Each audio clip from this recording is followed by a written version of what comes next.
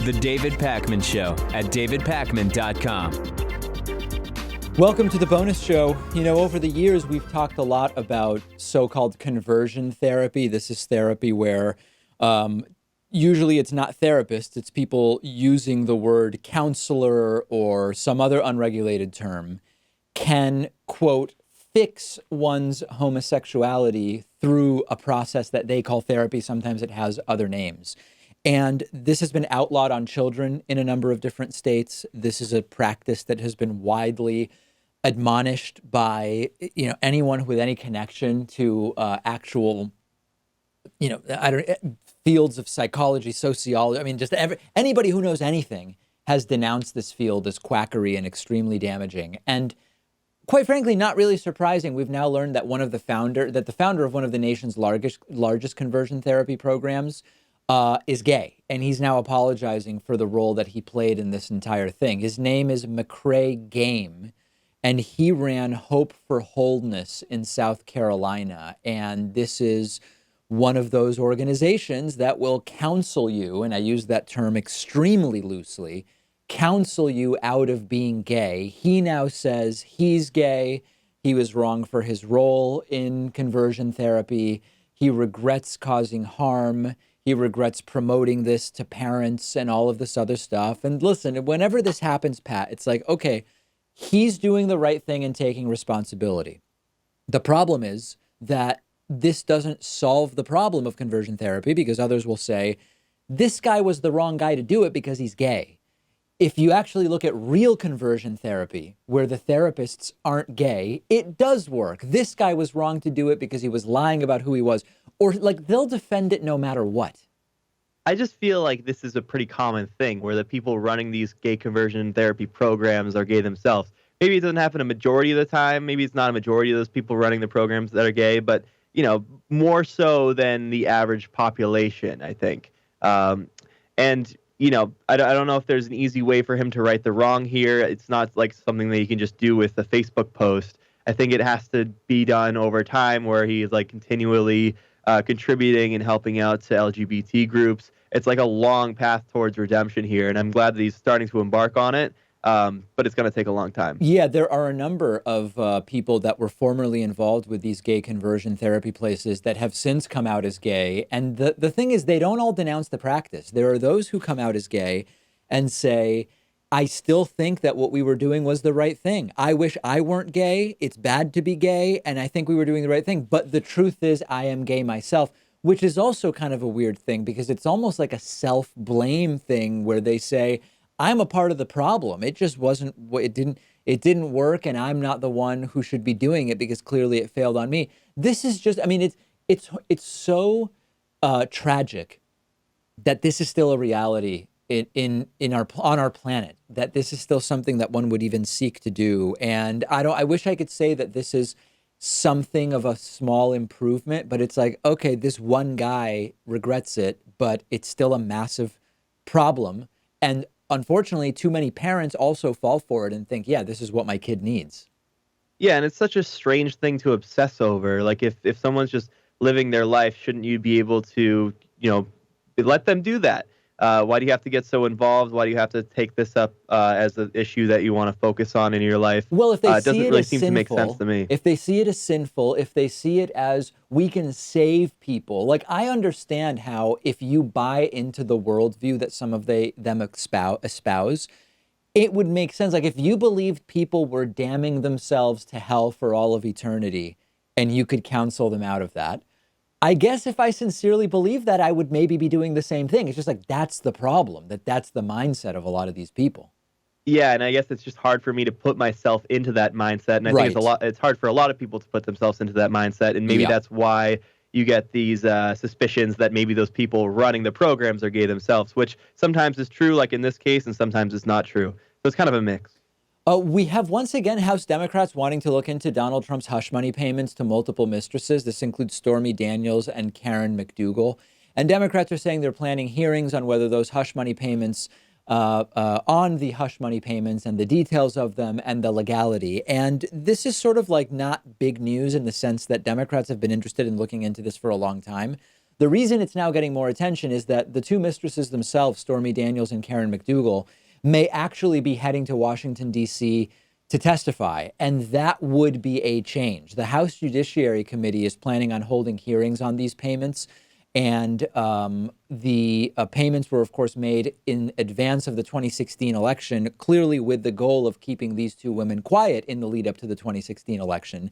They were key figures in the campaign finance problems that Donald Trump's former personal attorney, Michael Cohen, ultimately ended up, at least partially, in a 3-year prison sentence for, or serving a 3-year prison term for. So will this be interesting, Pat, if Karen McDougal and Stormy Daniels testify? Yes, it will. But is it really going to be any more substantive than anything that's been done so far? Or is it just going to make for interesting watching because you've got Trump's mistresses answering questions? I tend to think it's not that substantively different to have them show up and answer questions, given everything that we know already. Well, I feel like it's just been so overlooked because of the salacious nature to it. But, there are actual serious crimes here that the president probably was involved with. I mean, Michael Cohen, the president's former attorney, got 3 years in prison for campaign finance violations related to this. And Donald Trump was a co-conspirator in that. He was individual number one. So there's a good chance that even after he leaves office, he'll have to face prosecution for this.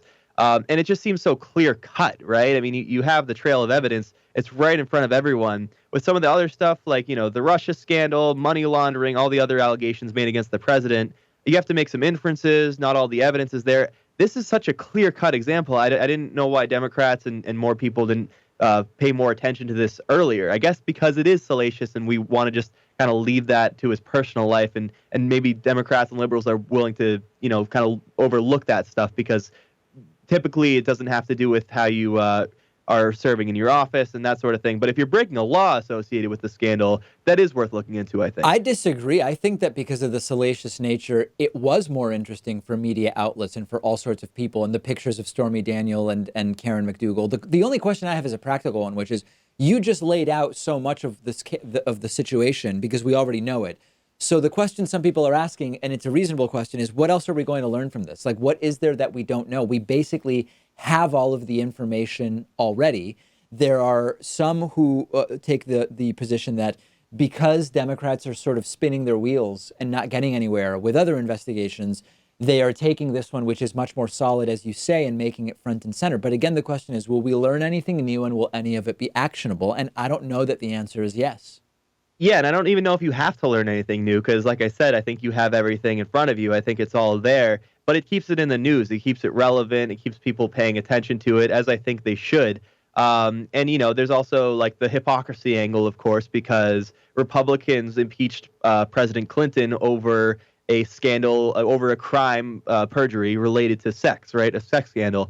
This is the exact same thing, right? I mean, Trump committed a crime related to a sex scandal of his own, allegedly. And so should he have to face some sort of repercussions for it? I think they do. If they're going to stay consistent, I think they should have to deal with that. Yeah, but still, again, as you're saying, there's this possibility of maybe legal problems for Trump over this when he's out of office. It is so unlikely that the idea that this is what's going to be what brings Trump down after he's no longer president, it just doesn't pass the sniff test, even though you're not wrong that it's such a clear-cut case. I just don't see that happening. Like I said, he's individual number one in the Michael Cohen prosecution stuff. So I think there is a chance. And it may not just be this alone that takes him down after he leaves office. I think there's a decent chance of that happening where he faces prosecution after he leaves. But maybe that's just wishful thinking on my part. I guess we'll have to see. Wouldn't this be sort of like the OJ thing where it's like it's pretty widely understood that OJ killed his ex-wife and her partner and then he was acquitted. And then he did some prison time for stealing back some of his own memorabilia. And people are like, listen, we got him, sort of, but not really for what he did. Wouldn't there be some of that if after everything Trump does, they get him on some, 2 years probation for his role in the money laundering of hush money payments? Like, wouldn't it be such an incredible letdown? I don't know if that would be a letdown to me. I mean, I think there are so many bad things that he's accused of doing. And if he has to face repercussions for just one of them or maybe 2 or 3 of them, I think that would be fine. I would take that as a win. There's a man who doesn't drink who got arrested for an impaired driving charge, and he has sued the city of New York and has settled for nearly $1 million. This is an unusual case. His name is Oliver Wiggins. He says he was charged in a cover-up after an officer ran a Brooklyn stop sign and hit his car in 2015. And as the story goes, because the officer was at fault for driving recklessly in the sense that he ran a stop sign, the police officers tried to cover this up by claiming that Oliver Wiggins was driving in an impaired way.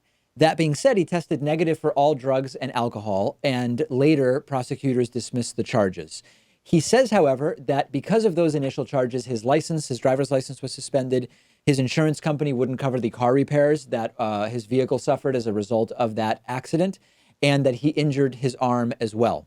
This escalated from the New York Police Department to the New York City Law Department, and ultimately this was settled for more than $1 million. So there are people, as always, who say, Pat, that's too much money for what happened. The guy hurt his arm, and this was relatively minor. The car couldn't get repaired. We're talking about $20,000, $30,000, $40,000, $50,000, maybe $100,000. Where does $1 million come from?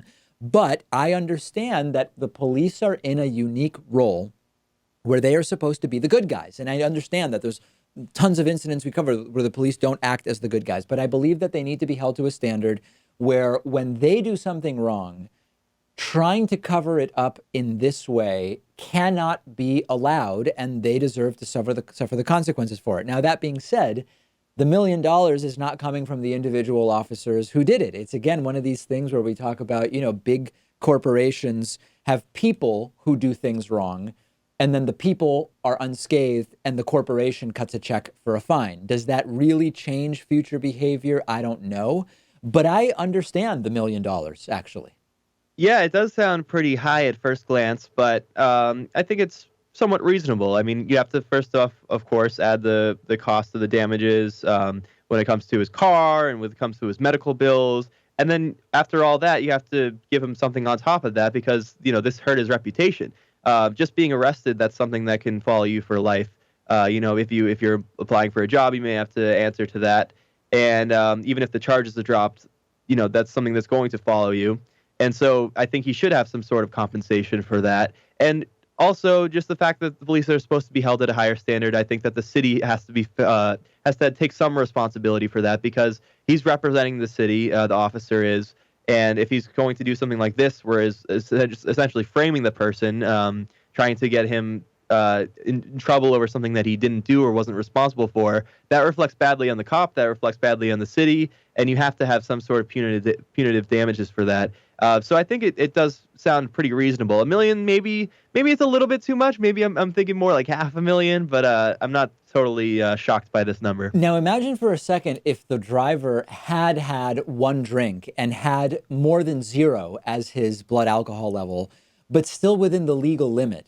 That would have been extraordinarily problematic for him, even though any good attorney would argue, hold on a second, the officer ran the stop sign. My client was not legally impaired. If you are below the legal limit, you are not impaired. It would have gotten very messy. And this is why a lot of people I know simply do not drive at all if they've had anything to drink, even if they are below the legal limit, because of exactly these types of things where it can just be an aggravating factor in any kind of interaction with law enforcement. Yeah, because you can still argue that he was impaired even if he blows a .03 or a .04, They right? can argue it. Yeah, they can argue it impaired not to the level where it would be illegal, but you could still, throw those words in there that will try to harm him and his reputation. So yeah, I totally understand that way of thinking. And I really hope that this isn't something that's too widespread where police are abusing power like this. I mean, certainly we see these instances of police brutality across the country, and those crop up and become these major stories. But on these one-on-one individual cases where a police officer is just trying to get away with something bad that they did, or blowing a stop sign, blowing a red light when they shouldn't have, when they didn't have their lights on, I hope it doesn't happen that much because it just puts such a bad taste in my mouth. Listen, These people are we have a supposed to lot be of held to law a higher enforcement standard. people in our audience, and they sometimes send me emails saying I'm not presenting police in the best light when we cover stories where law enforcement does not act properly. There is no question that most police officers in the U.S. are doing the right thing. They want to help their communities. There's no question about it. I know there's some people in the audience who think that in general, anyone who wants to be a police officer is doing it for the wrong reasons. I don't believe that. I think that most police officers are good people who are doing things for the right reasons, and period. And that there is obviously more attention paid to when people act not the way that we expect them to, and those are the bad cop stories. But by and large, I do think that most of the police officers, the men and women working in law enforcement in this country, are doing it for the right reasons, and they're doing the best job that they can. All right, that does it for today. We've got a new show and a new bonus show coming up tomorrow. The David Pakman Show at davidpakman.com.